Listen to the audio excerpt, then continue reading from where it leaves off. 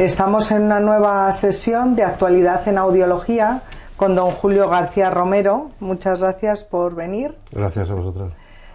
Julio es Senior Trainer en Oticon España, es técnico superior en audiología protésica, tiene más de 30 años de experiencia en audiología y eres también experto en audiología por la Universidad de Salamanca. Efectivamente. Julio García nos va a hablar hoy del papel del cerebro en la audición y las nuevas investigaciones que hay. En primer lugar, ¿qué define un buen procesamiento auditivo? Muy bien. Pues es cuando el cerebro puede trabajar como fue diseñado por la naturaleza. No es fácil describir en una sola frase lo que significa un buen procesamiento auditivo. Ser capaz de compartir, participar, sentirse incluido, comunicarse libremente sin tener que esforzarse, ¿no? Sería probablemente lo que nos viene todos en la cabeza, ¿no?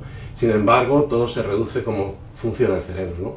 En última instancia, un buen procesamiento auditivo es aquel que puede, de alguna forma, ser capaz de funcionar como fue diseñado por la naturaleza. ¿Y oímos con el cerebro? Efectivamente, existen décadas de investigación que documentan que la audición es un proceso cognitivo complejo, ¿no? La investigación que se remontan a décadas atrás demuestran que oímos con el cerebro y cuando existe una pérdida auditiva no solo significa una pérdida de audibilidad. La pérdida de audición afecta a la calidad de la información sonora con la que tiene que trabajar el cerebro. El cerebro se adapta de una forma muy capaz cuando existe una pérdida auditiva, ¿no? Sin embargo, esto requiere un esfuerzo por parte del oyente, ¿no? Entonces, significa de que ese esfuerzo, parte de la energía, pues la dedica al cerebro para esa estimulación a nivel cognitivo y se olvida de hacer otras funciones, ¿no? Háblanos de alguna de estas investigaciones. Bien. Pues la nueva ciencia de la audición ha demostrado que el cerebro necesita acceder a toda la escena sonora para trabajar de una forma natural. Gracias a las nuevas investigaciones, innovadoras descubrimientos científicos sobre la audición, estamos aumentando nuestro conocimiento sobre cómo oímos, ¿no? La investigación no solo proporciona más información sobre el funcionamiento del cerebro, sino que también traza un procesamiento del córtex auditivo de forma más específica, ¿no? De lo que se había visto hasta ahora, ¿no? Ahora sabemos que el cerebro necesita acceder a todos los sonidos, no solo al habla, para funcionar de una forma natural, sino que también necesita todos los sonidos que rodean al usuario, ¿no? Estudios recientes también demuestran que un tratamiento inadecuado, incluso en pérdidas leves, no corregidas a tiempo, puede tener consecuencias negativas para el cerebro y la vida de las personas. ¿Y cómo puede el cerebro dar sentido al sonido? Pues la corteza auditiva está formada por dos subsistemas. Tienen funciones diferentes para dar sentido a los sonidos siempre que reciban un buen código neural en concreto, ¿no? Las nuevas investigaciones trazan un mapa de dos subsistemas del córtex auditivos que trabajan juntos, pero en este caso con funciones diferenciadas, ¿no? Para dar sentido al sonido. Aunque ambos son responsables de funciones diferentes, la audición depende de un buen funcionamiento conjunto, ¿no? En ese caso, el sistema de orientación sirve para orientarse espacialmente y dar sentido a los sonidos que rodean al usuario, ¿no? De una forma independiente. Y por otro lado está el subsistema de enfoque, que es un sistema en el cual ayuda a las personas a seleccionar los sonidos a que escuchar, mientras que otros sonidos irrelevantes se filtran y pasan en un segundo plano, ¿no? También hay un tercer subsistema que es el de reconocimiento, ¿no? Y bueno, pues dentro de ese subsistema de enfoque, pues reconocer lo que se quiere oír es importante. Entonces, ¿el código neural es crucial para dar sentido a los sonidos? Sí, la perspectiva del viaje completo del sonido, desde el oído hasta el cerebro, todos los sonidos llegan a lo que es directamente a todo lo que es el pabellón auricular, como bien saben, al conducto auditivo, tímpano, cadena osicular, llegando a la cóclea, ¿no? Y aquí los sonidos se transforman en una señal eléctrica que se envían a la corteza auditiva del cerebro a través del nervio auditivo. La señal eléctrica consiste en pequeñas tensiones que difieren según los sonidos del entorno. Esta cadena de impulsos de tensión se denomina código neural dentro de la corteza auditiva. Estos códigos neurales se convierten en objetos sonoros significativos, también llamados objetos auditivos, con los que los subsistemas de orientación y enfoque pueden empezar a trabajar. Del oído al cerebro, para dar sentido a lo que oímos, ¿es suficiente para reconocerlos? Bueno, dar sentido a los sonidos va más allá de los dos subsistemas de orientación y enfoque del córtex auditivo. Estos dos subsistemas nos ayudan a separar los sonidos y a centrarnos en lo que nos interesa, ¿no? Por el proceso de audición del cerebro no termina cuando se consiguen enfocar y dar sentido a lo que se oye, hay que reconocerlo. Y es un proceso de reconocimiento de lo que se oye del área 22 de Wernicke, que da contenido semántico, y el área 42 de Boltzmann identifica las palabras. El cerebro hace un uso de la memoria de trabajo disponible para dar sentido a los sonidos. En este proceso del cerebro se extrae el significado y trabaja con procesos cognitivos complejos como la compresión del habla, el cambio de atención y el recuerdo, y el cerebro también puede utilizar información como la visual. Este proceso debe influir en las etapas de orientación y concentración. ¿Y qué consecuencias puede tener una escena sonora limitada, bien por la pérdida auditiva o bien por una solución auditiva inadecuada?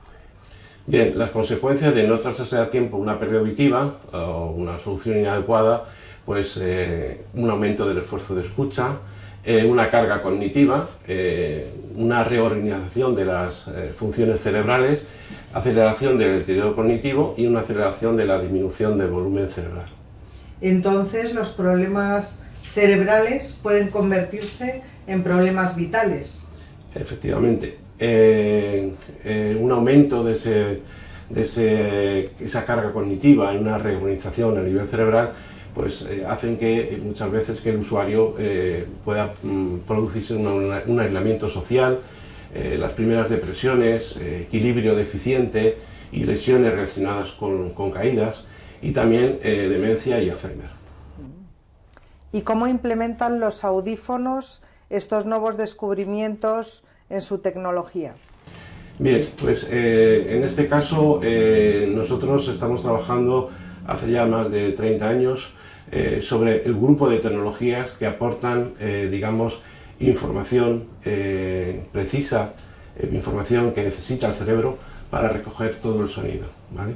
Y por tanto trabajamos con sistemas de inteligencia artificial, y ahora trabajamos sobre la red neural profunda, ¿vale? La red neural profunda es una nueva tecnología que en el campo de la audiología somos pioneros, pero en otros campos de índice sanitario hay equipos que ya trabajan sobre este tipo de tecnologías y hacen que proporcionen mayor información al usuario, dado que el propio audífono pues ya recoge más de 12 millones de escenas sonoras y contempla que cualquier sonido ya lo tiene recogido el propio audífono, y hace que por ese auricular salga un sonido equilibrado, balanceado y en perfecto estado, e información para que ese código neural que hablábamos antes pues llegue al cerebro y dar la máxima información. ¿Por qué es importante para el audioprotesista conocer el papel del cerebro en la audición? Es sumamente importante, igual que conocemos cómo funciona el sistema auditivo, ¿vale? Es importante conocer cómo trabaja el cerebro, ¿no?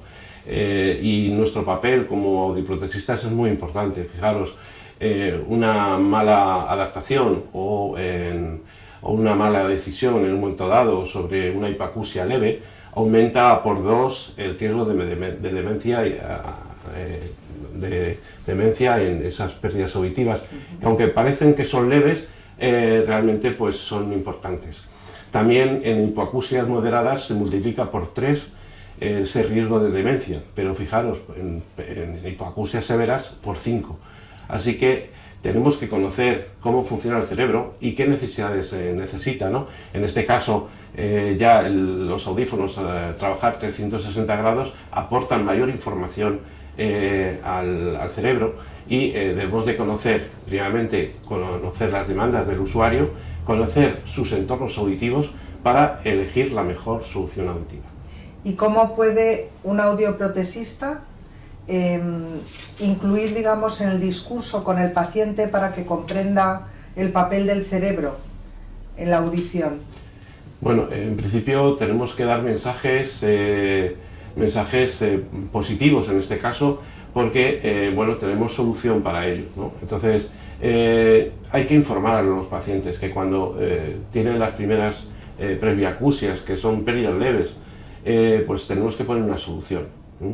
No poner una solución o poner una solución inadecuada, elegida muchas veces por precio, hace que bueno, pues ese usuario pues no va a tener una solución auditiva adecuada, ¿no? Y es importante también el informarles con mensajes, guías que existen, nosotros tenemos guías, y con mensajes dentro de lo que es el gabinete, mensajes de no corregir una pérdida de tiempo, lo que es, digamos, lo que puede suceder, las consecuencias de esa pérdida auditiva no corregida a tiempo. Muy bien, pues muchas gracias, Julio, por tu participación en estas sesiones de actualidad en audiología. Gracias a vosotros.